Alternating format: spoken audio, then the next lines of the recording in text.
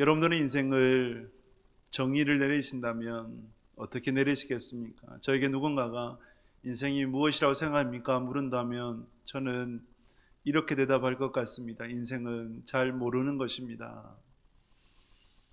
내 생각, 내 뜻대로 되지 않는 것이 인생이기에 인생은 잘 모르는 것 같습니다.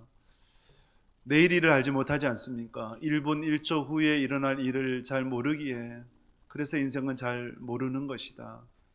또한 인생을 생각을 해보면 어제의 화가 오늘의 복이 될 수도 있고 오늘의 복이 내일의 화가가 될 수 있는 세용지마와 같지 않습니까? 그렇게 생각을 해볼 때 정말 인생은 잘 모르는 것이다. 그래서 인생이라는 숙제를 풀기에는 참 쉽지 않는 것 같습니다. 여러분들은 어떠십니까? 어느 집사님이 갑작스럽게 교통사고를 당해서 치료는 되었는데 근데 면역체계가 완전히 무너져서 이전과 같이 살 수는 없게 되었습니다. 병원에서는 원인을 찾지를 못해요. 그래서 육체적인 고통 가운데 지내게 되었고 더욱이 남편이 직장을 그만두고 새로운 직장을 구하게 됐는데 근데 원하는 직장을 또 얻지 못하는 그런 상황, 몸도 힘겹고 경제적으로도 어려운 상황인데 위안이 되었다는 것이 똑똑한 아들이 있어서 공부를 되게 잘했습니다. 그 아들이 위안이 되었는데 그런데 그 아들이 이제 유학을 갈 수 있는 길이 열렸다고 합니다. 유학의 기회가 있었는데 유학을 보내주고는 싶은데 경제적으로 뒷받침되지 않아서 그 때문에 아들에게 너무나 미안하고 또 그러니까 우울해지고 가만히 있어도 눈물이 나고 힘든 그러한 상황. 친구에게 얘기하니까 그게 우울증 증세라고 병원에 가보라고 그렇게 이야기를 합니다. 어떤 사업가는 스타트업 기업을 시작을 했습니다. 승승장구해서 기업이 잘 성장을 했어요. 이 정도는 됐다 싶었던 그때였는데 자기 회사의 부사장과 그리고 어느 대기업 간부 간의 커넥션에 의해서 회사를 고의적으로 부도 처리해버립니다. 그리고 밀린 급여 그리고 이제 그 빚을 갚기 위해서 회사의 이제 기구들을 기계들을 팔게 되었고 그런데 그 파는 과정이 배임죄에 해당이 되어서 구속돼 가지고 3개월 동안 구치소에 있다가 집행유예로 풀려나게 되었다 그래요. 모든 것을 한순간에 잃어버리게 되니까 우울증이 오게 되고 세상을 등지려고까지 했던 그 한 사업가의 이야기를 듣게 되었습니다. 여러분들은 어떠세요? 여러분들이 이러한 이야기, 인생의 심이 두렵고 답답한 이야기들을 꺼내라고 한다면 하루도 부족하지 않겠습니까? 오늘 본문의 다윗도 마찬가지였거든요. 다윗이 비록 아버지 이새로부터 인정받지는 못했지만 그러나 어느 날 갑자기 찾아온 대선지자 사사 사무엘로 하여금 기름 부음을 받고 왕이 되겠다는 약속을 받았어요. 그리고 블레셋의 장수 골리앗과 싸워서 이겼죠. 군중들이 자신을 향해서 만만이로다라고 하면서 찬양을 하게 되고 올리게 되고 그래서 그러한 승승장구의 인생을 살아가게 됩니다. 그런데 다윗이 그럼에도 불구하고 사울 왕의 시기와 질투에 의해서 도망자 신세가 되고 도망자 신세뿐만 아니라 먹을 것이 없어서 구걸까지 해야 되는 그 더 비참한 것은 블레셋에 몸을 숨겼는데 발각되어져서 오늘 본문에처럼 미친 사람 흉내 내어야만 겨우 살아남는 인생이 되어버렸단 말이죠. 근데 여러분 여기에서 다윗이 낙심하지 않았습니다. 이러한 심히 두렵고 답답한 상황에도 좌절하지 않았고요. 삶을 포기하지 않았어요. 어떻게 알 수 있어요? 다윗이 오늘 사무엘상 21장의 본문을 배경으로 해서 지은 시가 시편 34편이 됩니다. 시편 34편의 제목을 보면 다윗이 아비멜렉에게 쫓겨나서 지은 시 이렇게 되어 있거든요. 아비멜렉은 일반 명사예요. 왕의 아버지란 뜻이고 고유 명사가 아니에요. 그러면 일반적인 블레셋의 왕을 아비멜렉이라고 부르고 그때의 왕이 누구냐? 오늘 본문에 가드 왕 아기스였다는 말이죠. 그때 다윗이 시편 34편을 지으며 낙심하지 않고 절망하지 않고 일어섰다라는 것을 우리가 보게 됩니다. 여러분들이 댁에 가셔서 시편 34편 한번 읽고 묵상해 보시길 바랍니다. 다윗이 낙심하지 않을 수 있었던 이유가 뭘까요? 하나님께서 다윗을 붙들어 주셨기 때문입니다. 할렐루야. 다윗을 붙들어 주신 하나님께서 지금까지 여러분들도 붙들어 주실 줄 믿습니다. 앞으로도 여러분들을 붙들어 주실 것입니다. 하나님께서 다윗을 어떻게 붙들어 주셨는지를 조명하면서 내게도 그 은혜가 있기를 사모하고 하나님과 함께 신앙하기를 결단하는 오늘의 예배가 되실 수 있기를 주님의 이름으로 축복합니다.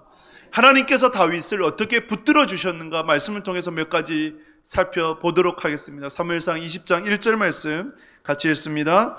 다윗이 라마 나요스에서 도망하여 요나단에게 이르되 내가 무엇을 하였으며 내 죄악이 무엇이며 내 아버지 앞에서 내 죄가 무엇이기에 그가 내 생명을 찾느냐. 아멘. 다윗이 3주 전의 말씀을 거슬러 가보면 라마나요스의 은신처로 삼았습니다. 라마나요, 하나님의 영으로 충만한 곳이었죠. 그래서 사울 왕이 군대를 보내어도 군대가 하나님의 영으로 충만해서 예언하게 되고 심지어는 사울 왕까지 예언하게 되었습니다. 그때 아마 사울 왕의 마음이 좀 악한 마음이 누그러져서 이제 다윗이 궁궐로 복귀할 수 있었던 것 같습니다. 그런데 여전히 다윗은 불안했거든요. 사람의 마음이 어때요? 사람의 마음은 갈대와 같잖아요. 흔들흔들거려요. 어제 마음 다르고 오늘 마음 다르고 내일 마음 다른 게 사람 아니겠습니까? 사람의 마음을 잃는다고 하는 것은 굉장히 힘들어요. 왜 힘듭니까? 수시로 변하기 때문에 자기 자신도 자기 마음 잘 몰라요. 그것이 사람의 마음입니다. 그러니까 다윗이 얼마나 불안했든지 요나단을 불러다가 왜 내 아버지 사울 왕이 내게 그렇게 악한 감정을 품는지 모르겠다. 내가 뭐 잘못했냐 하소연하면서 나와 죽음은 한 걸음뿐이다. 한 걸음만 가면 내가 죽게 된다. 지금 상황이 죽을 것 같다. 이러한 자신의 심정을 토로합니다. 그러니까 요나단이 다윗의 마음을 충분히 이해를 하죠. 아버지 사울 왕의 마음이 어떠한지를 테스트를 하게 돼요. 언제 테스트를 하느냐? 월삭일 때. 월삭일이라는 의미는 그 달의 첫째 날을 의미합니다. 마치 이스라엘 사람들에 있어서는 절기와 같이 지켰습니다. 그 달의 첫째 날, 처음 것은 여호와의 것이니 여호와 하나님께 드렸어요. 그래서 그 달의 첫째 날도 하나님께 드립니다. 우리도 이런 아름다운 전통의 신앙이 있지 않습니까? 우리 얼마 전까지만 해도 월삭일을 지켰어요. 월삭 기도도 지켰던 때 여러분들 기억하시지 않습니까? 처음 것은 하나님께 드리니 우리가 취업을 해서 첫 월급을 받으면 쓸 때도 많지만 누구한테 드려요? 하나님께 전적으로 드리지 않습니까? 저도 사역을 하면서 처음 받은 사례들 모두 하나님 앞에 헌금했던 기억들이 있어요.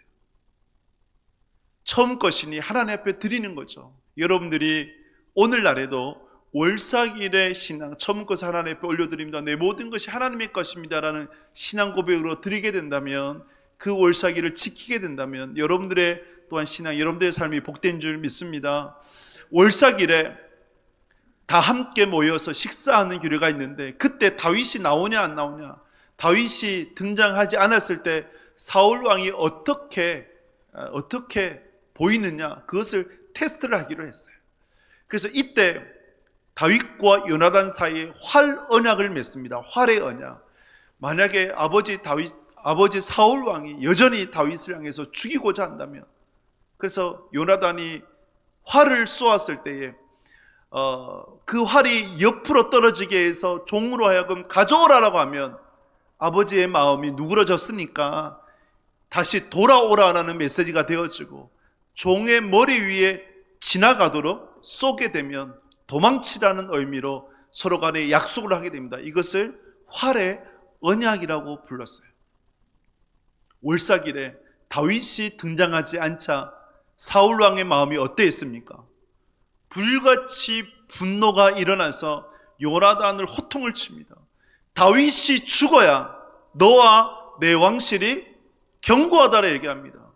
요나단이 아버지의 마음을 이제는 정확하게 알았어요. 그래서 다윗과 약속한 시간과 장소에 나아가서 종을 데려다가 활을 쏘죠. 어떻게 쏘았을까요? 종의 머리에 멀리 지나가도록 쏘아버립니다. 그러면서 요나단이 외쳐요.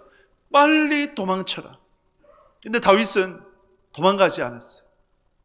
다윗은 숨어 있다가 종이 사라지고 난 다음에 요나단을 다시 만나 깊이 포옹을 하고 끌어안고 마지막 인사를 나누고 그제서야 도망을 치게 됩니다. 여러분, 여기에서 다윗이 도망칠 수 있었던 이유가 뭡니까? 누구의 도움 때문에 도망칠 수 있었습니까? 요나단이죠. 그 요나단을 누가 붙여주신 것일까요? 하나님이 붙여주신 것이죠. 하나님께서 다윗을 붙들어 주셨기 때문에 다윗이 도망갈 수 있도록 신실한 동력자 요나단을 허락해 주신 것이죠. 요나단과 다윗의 관계처럼 성경에서는 이러한 아름다운 동력의 관계는 참 많습니다. 처음 아담과 하와가 서로 간에 돕는 배필에서 동력자였죠. 아브라함과 조카 롯이 있죠. 모세는요, 모세를 도왔던 아론이 있었죠. 시어머니 나오미와 며느리 룻이 있었지 않습니까? 신약에서는요, 바울과 디모데라는 브르스길라와 아굴라라는 아름다운 동력의 관계가 있죠. 하나님은 서로 간의 동력을 통해서 하나님의 뜻을 이루어가며 외롭지 않도록 함께 더불어 동력할 수 있는 그 돕는 배필들을 허락해 주십니다. 다윗에게 요나단을 허락하신 것처럼 하나님께서 여러분들 단단히 붙들어 주셔서 신실한 동력자들을 허락해 주실 수 있기를 주님의 이름으로 축복합니다. 이미 여러분들에게는 요나단과 같은 신실한 동력자를 하나님께서 붙여주셨습니다. 할렐루야. 붙여주셨어요. 내 옆에 있는 이가 신실한 동력자이고, 그리고 나의 아내가, 나의 남편이 그러한 신실한 동력자 아니겠습니까? 제게도 지금까지 사역을 되돌아보면 하나님께서 제게 붙여주신 신실한 동력자들이 있었어요. 지금도 있죠. 그 신실한 동력자가 바로 여러분들은 아니겠습니까? 미국 대통령 중에 유일하게 사선 대통령이 된 이가 루즈벨트 대통령입니다. 근데 그가 젊었을 때에 30대 때 척수성 소아마비에 의해서 걷지를 못했어요. 거꾸러진 인생이 되어버렸습니다. 그래서 어느 날 아내가 휘체에 탄 그 남편 루즈벨트를 이제 밀어주면서 산책을 하고 있었습니다. 근데 이 루즈벨트가 정말 묻고 싶은 말이 있었단 말이죠. 계속 묻고 싶었는데 목까지는 올라왔는데 말을 못했던 것이 있었는데, 그것이 뭐냐, 당신은 내가 지금 소아마비에 의해서 걷지 못하게 되는데 걷지 못하는 나도 나를 사랑하느냐라고 묻습니다. 아내가 뭐라고 대답하느냐, 내가 당신의 다리를 사랑해서 결혼한 것 아니다. 당신의 인격을 존경하고 존중해서 결혼한 것이다. 당신 그 자체를 사랑합니다라고 대답을 합니다. 그래서 이 젊은 루즈벨트가 소아마비라는 그 역경을 딛고 다시 일어서서 자신의 꿈을 펼칠 수 있었다고 합니다. 여러분들에게 이러한 신실한 동력자가 허락되어질 수 있기를 주님의 이름으로 축복합니다. 하나님께서 여러분들 단단히 붙들어 주셔서 함께 요란함과 같은 하나님의 사랑과 동력하는 그런 복된 믿음의 길을 걸어갈 수 있기를 주님의 이름으로 축복합니다. 하나님께서 다윗을 또한 어떻게 붙들어 주셨는가, 오늘 말씀 가운데 사무엘상 21장 1절 말씀 같이 읽겠습니다. 다윗이 노베 가서 제사장 아히멜렉에게 이르니 아히멜렉이 떨며 다윗을 영접하여 그에게 이르되 어찌하여 내가 홀로 있고 함께하는 자가 아무도 없느냐 하니. 아멘. 여러분, 다윗이 더 이상 궁궐에 있지 못해서 도망쳤습니다. 어디로 도망쳤느냐? 놉 땅의 제사장 아히멜렉에게로 도망쳤습니다. 놉 땅은 사울 왕이 있었던 기브아에서 약 한 3km 정도 떨어진 거, 그렇게 멀지 않은 곳이에요. 왜 놉 땅에 갔을까? 이전에 다윗이 라마나이엇으로 도망을 쳤죠. 사무엘이라고 하는 선지자 제사장이 있었기 때문에 그것에 도망쳤어요. 그러면 그런 좋은 기억이 있었기 때문에 다윗이 놉 땅의 제사장 아히멜렉에게로 도망을 친 것이겠죠. 아히멜렉이 누구냐? 추정을 해보면 실로에 있었던 엘리 대제사장의 증손자로 추정이 됩니다.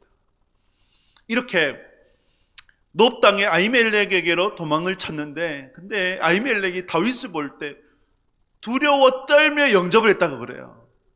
그때 다윗은 이름난 장수였고, 갑작스럽게 이렇게 유명한 장수가 오니까 여러분 아히멜렉이 굉장히 두려웠던 거예요. 그래서 왜 왔냐라고 물어보니 다윗이 그 속사정 얘기를 하지 않았습니다. 아직 다윗에 관한 소문이 이 놉 땅까지는 전해지지 않았던 것 같습니다. 말하지 않고 지금 배가 고프니까 먹을 것을 좀 달라라고 얘기를 합니다. 근데 아히멜렉이 내가 당신에게 줄 양식이 없다. 오직 있는 것은 진설병밖에 없다. 진설병이라도 주겠노라라고 하며 진설병을 내어주게 됩니다. 여러분, 진설병이 뭐냐면 성소 있죠. 성소와 지성소가 있지 않습니까? 성소에 떡상이 있고 그 떡상 위에 두 줄로 6개의 떡을 올려놓게 됩니다. 그러니까 12개의 떡이 되는 거죠. 그 떡을 매 안식일마다 교체를 해요.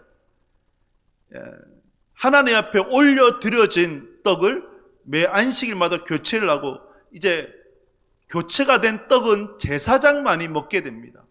그러니까 진설병을 다윗에게 준 것은 율법을 어긴 것이 되죠. 일반인들은 그 떡을 먹으면 안 되는 거예요. 근데 이것을 예수님께서 예로 들면서 율법은 지키기 위함이 아니라 사랑을 위함이다 라고 하며, 사람을 살리고 사람을 세우기 위해서 율법이 있는 것이다 라고 예를 들죠. 그런데 여러분, 이 진설병의 상징이 뭐겠습니까? 12개예요. 12지파를 의미하는 것이고, 기름 부음 받은 자가 먹을 수 있다라고 할 때에 하나님께서 이미 다윗에게 기름을 부어주셨고, 그리고 12지파를 상징하는 진설병을 먹음으로 인해서 다윗이 훗날에 왕이 될 것이라는 것을 보여주시는 그러한 상징이 되어지는 것이죠. 굶주린 다윗에게 하나님께서 단단히 붙들어 주심으로 말미암아 먹을 양식을 공급해 주셨습니다. 그것도 진설병이에요. 여러분, 진설병이 누구의 것이에요? 제사장의 것입니까? 아니잖아요. 누구의 것이에요? 여호와 하나님께 거룩히 구별되어 드려진 여호와의 양식이에요. 하나님께서 그 양식을 다윗에게 공급해 주신 거예요. 사랑하는 여러분, 하나님께서 여러분들을 단단히 붙들어 주심으로 말미암아 여러분들에게 필요한 일용할 양식을 공급해 주시는 줄 믿습니다. 그 약속이 어디에 있어요? 주기도문에 있잖아요. 예수님께서 기도를 가르쳐 주시면서 오늘 우리에게 일용할 양식을 주시옵고라고 기도하라고 하셨지 않습니까? 하나님의 이름, 하나님의 나라, 하나님의 뜻을 위해서 살아가면 하나님께서 반드시 일용할 양식을 주신다라는 약속이죠. 일용할 양식은 하루를 살아가기 위해 필요한 양식, 물질이 됩니다. 하나님의 영광을 위해서 살아가기 위해 우리에게 필요한 물질을 하나님은 반드시 공급해 주시는 것이죠. 여러분들에게 이 은혜가 있기를 주님의 이름으로 축복합니다. 여러분, 조지 밀러라고 하면 어떤 생각이 드십니까? 조지 밀러는 5만 번 기도 응답의 주인공이기도 하지만 고아의 아버지였어요. 수많은 고아들을 보살폈습니다. 그런데 고아들을 양육을 할 때에 돈이 많이 들지 않습니까? 어느 날은 양식이 다 떨어졌다 그래요. 그럼에도 그 보고를 저녁에 받았음에도 불구하고 고아들을 그날 아침에 다 불러 모았다 그래요. 고아들을 불러 모아서 감사 기도를 드렸습니다. 하나님, 오늘 우리에게 일용할 양식을 주심에 감사를 드립니다. 그 하나님을 찬양합니다라고 아무것도 없는데 하나님 앞에 기도하자 문을 두드리더래요. 누군가 봤더니 동네에 빵집을 하는 분인데 새벽 2시에 잠이 깨가지고 하나님께서 자꾸 거원에 빵을 보내라는 마음을 주셔가지고 이렇게 구워왔다고. 그 양식이 공급되고, 그리고 우유 배달 트럭이 지나가다 경미한 사고로 원하는 곳에 원래 배달차에 배달하지 못하게 되자 상할까 싶어가지고 근처에 있는 곳을 찾다가 이 고아원에 이제 기증하게 되었나 하면서 우유도 공급해 주시고, 하나님께서 이렇게 신실하게 먹여주시고 입혀주시다는 그 감정을 보게 됩니다. 제가 어제 사진이 필요해서 사진첩을 뒤적거렸어요. 참 오랜만에 사진을 보았던 것 같습니다. 한 30년 전 사진을 보니까 제 아내에게 제가 간택되었던 그때의 사진도 보게 되고, 동기들, 교회 동기들 산에 올라가서 그때 처음으로 아내가 저한테 같이 영화 보러 갈래? 이렇게 얘기하더라고요. 저는 무슨 뜻인지 몰랐어요. 나중에 알고, 아, 그렇구나라고 이제. 그렇게 해서 이제 시작된 그 연애가 결혼을 해서 아이를 갖고 결혼식의 사진과 첫 아이를 임신을 하고 또 낳고 둘째 아이, 그 사진을 쭉 보면서 참 세월이 많이 흘렀지 않습니까? 약 30년의 시간이 흘렀어요. 그 시간을 흘리면서 제가 그때의 기억을 잠시 되돌아보면 걱정도 많고 불안하고 두렵기도 하고 앞으로 어떻게 살아가야 될까 참 여러 마음들이 들었던 그 시간이었는데, 그런데 지금 되돌아보면 정말 하나님의 은혜였다. 하나님께서 이스라엘 백성들 광야 40년 이끄셨던 것처럼 옷이 헤어지지도 않고 발이 부르트지도 않고 때로는 만나로 때로는 메추라기로 먹이고 입히셨던 광야 40년처럼 하나님께서 내 인생의 30년 이렇게 인도해 주셨구나. 하나님이 나를 단단히 붙들어 주셔서 늘 일용할 양식을 공급해 주셨구나 라는 그 고백을 하게 되더라고요. 여러분, 이 은혜가 제게만 있는 것일까요? 아니겠죠. 여러분들도 하나님께서 그 은혜를 베풀어 주시는 줄 믿습니다. 지금까지 여러분들에게 일용할 양식을 주셨고 이후로도 주실 줄 믿습니다. 그러므로 그 하나님 더욱더 신앙하며 걸어가는 여러분들 되실 수 있기를 주님의 이름으로 축복합니다. 마지막으로 하나님께서 다윗을 어떻게 단단히 붙들어 주셨는가 보게 되면 사무엘상 21장 10절 말씀 같이 읽겠습니다. 그날에 다윗이 사울을 두려워하여 일어나 도망하여 가드왕 아기스에게로 가니. 아멘.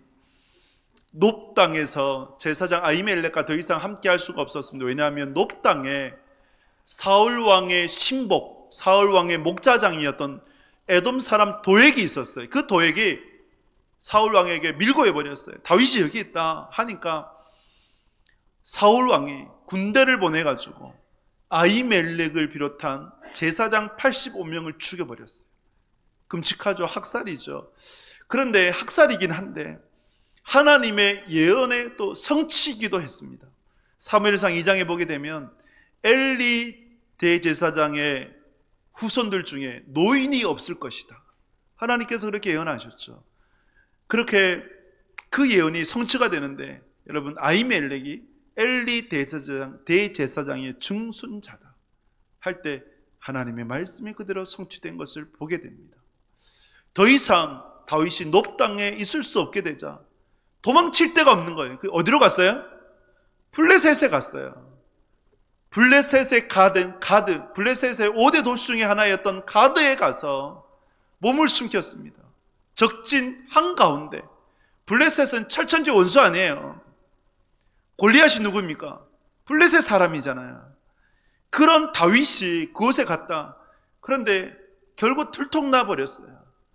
들통나서 이제는 죽을 날만 남았는데 어떻게 하면 살아야 될까? 근데 하나님께서 다윗에게 지혜를 주셨다고 봐요. 어떤 지혜를 주셨어요? 미치광이가 되어버린 거예요. 수염이 흥건히 젖을 정도로 침을 흘리고 그런 미친 사람처럼 문짝을 긁어대면서 가드왕 아기스가 저 미치광이를 왜 내게 데려왔냐라고 할 정도로 당장 내쫓아라고. 그래서 다윗이 겨우 살아남았어요. 하나님은 시험을 허락하실 때 피할 길도 내어주시고 피할 길이 아니라면 그것을 이겨낼 수 있는 능을 허락하실 줄 믿습니다. 저는 이 말씀을 믿어요. 잠언 24장 말씀을 보면 24장 16절 말씀 같이 읽습니다. 대저 의인은 7번 넘어질지라도 다시 일어나리라. 악인은 재앙으로 말미암아 엎드러지느니라. 아멘. 여러분, 이 말씀 믿으십니까? 의인은 7번 넘어져도 다시 일어나요. 누가 일어나도록 하십니까? 하나님이 일어나도록 하시는 거예요. 7번의 횟수가 아니잖아요. 넘어지고 또 넘어져도 예수님께서 용서를 말씀하실 때 7번의 70번 아닙니까? 무한대예요. 그래서 넘어지고 또 넘어져도 하나님께서 계속 붙들어 주신다. 사울 왕에게 쫓겨도 먹을 양식이 없었어도, 가드 왕 아기스로부터 엄청난 위기에 처해서도, 그리고 다윗이 완전한 사람 같지만 죄도 많았지 않습니까? 바세바의 간음으로 간음죄, 그 남편을 죽이는 살인죄, 그리고 시키지도 않은 인구를 조사해서 교만죄로 인하여서 남편을 당할 때도 있었어요. 그러나 하나님께서 그런 다윗을 붙들어 주셔서 7번 넘어질지라도 다시 일으켜 세우셨다. 프랑스의 나폴레옹이 무엇이라 얘기했습니까? 내 사전에는 불가능이란 없다. 교만한 소리죠. 그래서 워털루 전투에서 연합군에게 패해서 세인트 헬레나 섬에 유배가 되어서 그곳에서 쓸쓸히 죽어버렸습니다. 사람에게는요, 불가능 존재, 그것은 엉터리죠. 그러나 하나님의 사전에는 진정한 불가능은 없으십니다. 하나님은 능치 못함이 없으십니다. 하나님은 늘 하나님의 백성들을 붙들어 주십니다. 할렐루야. 넘어진 자, 쓰러진 자, 엎드러진 자, 하나님께서 일으켜 세우셔요.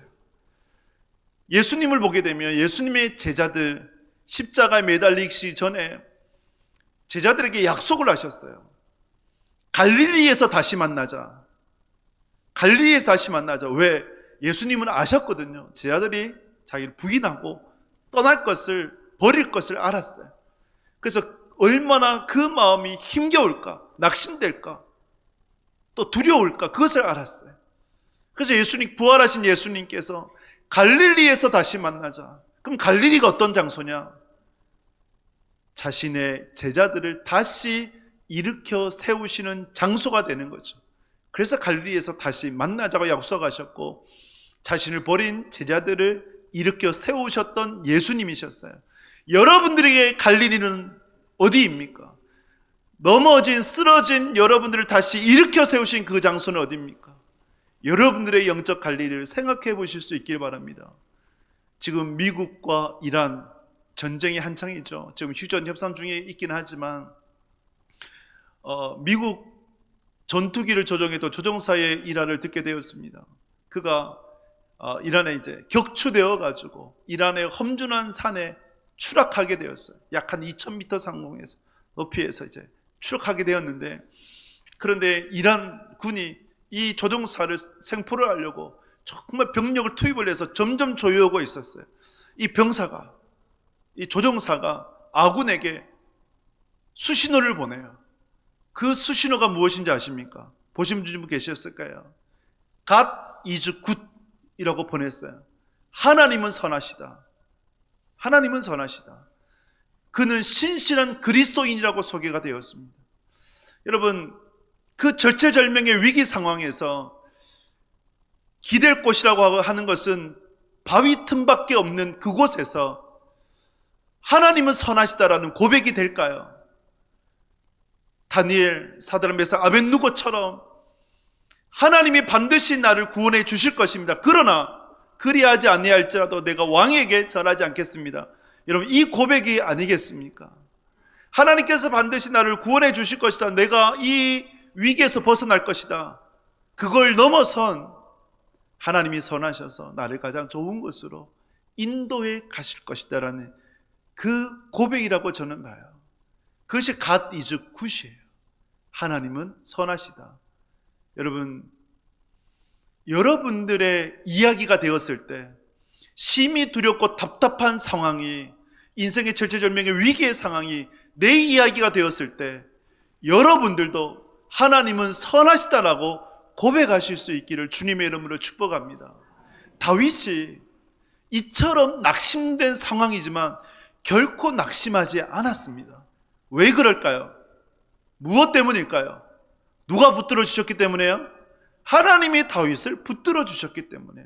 그래서 시편 34편 4절에 보면 이렇게 다윗이 기도합니다. 같이 읽겠습니다. 내가 여호와께 간구하매 내게 응답하시고 내 모든 두려움에서 나를 건지셨도다. 아멘. 이 상황에서 다윗이 하나님 앞에 기도하며, 내가 하나님 앞에 기도했을 때 하나님께서 응답하셔서 내 모든 두려움에서 나를 건지셨도다라고 고백을 해요. 그리고 34편 8절에 보면 여호와의 선하심을 맛보아 알지어다.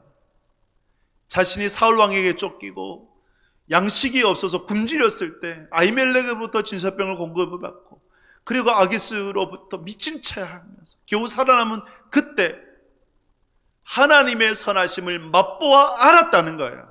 가대주고지죠. 하나님은 선하시다는 것이죠. 여러분들의 인생 가운데 제재열명의 위기에서도 정말 심히 두렵고 답답한 상황에서도 어떻게 살아가야 될지 모르는 그때에도 여러분 하나님은 선하시다라고 고백하실 수 있는 여러분들이 꼭 되시길 축복합니다. 그리고 하나님의 선하심을 맛보아 아는 여러분들이 꼭 되실 수 있기를 바랍니다. 다윗을 단단히 붙들어 주신 것처럼 지금도 여러분을 단단히 붙들어 주시고 계신 줄 믿습니다. 말씀을 맺습니다. 어느 교회 목사님이 교회가 건축 중이었는데 성구 영신 예배 때 원로 목사님을 모셔다가 이제 말씀을 들었어요. 예배가 끝나고 원로 목사님이 그 담임 목사님을 보니까 너무 지쳐 있는 거예요. 이보게 왜 그렇게 지쳐 있나? 원로 목사님 물으니까 그 목사님 이런 저런 얘기를 합니다. 그때 원로 목사님 호통을 쳤대요. 이보게 어떠한 주인도 소에게 짐을 지울 때에 지지 못할 짐을 지우지는 않네. 주인이 소에게 짐을 지우는 이유는 그것을 감당할 수 있기 때문이네 라는 야단을 들어요. 근데 이 목사님은 정말 그 말씀으로 위로를 받았대요. 아, 지금 내게 중요한 것이 무엇이구나 그것을 깨달았다고 합니다. 내게 지워진 짐이 얼마나 무겁냐, 가볍냐, 무게가 중요한 것이 아니라 내게 짐을 지워주신 하나님과 내가 얼마만큼 동행하고 있느냐, 하나님과 함께하고 있느냐, 그것이 중요한 것이구나, 이것을 깨닫게 되었다 그래요. 그리고 마음의 평안을 얻었다고 합니다. 여러분, 인생 쉽지 않습니다. 정말 내 생각, 내 계획대로 되지 않고 내가 원하는 대로 살지도 못하고 또 1분 1초를 알 수 없기 때문에 불안하죠. 두려워요. 심히 두렵고 답답한 상황에 놓일 때도 있어요. 그런데 여러분, 중요한 것이 뭘까요? 그 인생의 짐이 얼마나 무겁냐 가볍냐가 아니에요. 나를 단단히 붙잡고 계신 하나님과 얼마만큼 내가 함께 동행하고 있는가, 할렐루야, 얼마만큼 걸어가고 있는가, 그 하나님을 내가 믿고 의지하고 있는가, 이것이 중요한 것 아니겠습니까? 여러분을 단단히 붙잡고 계시는 하나님을 더욱더 신앙하며 그분과 함께 걸어가는 믿음의 신자들 꼭 되실 수 있기를 주님의 이름으로 축복합니다.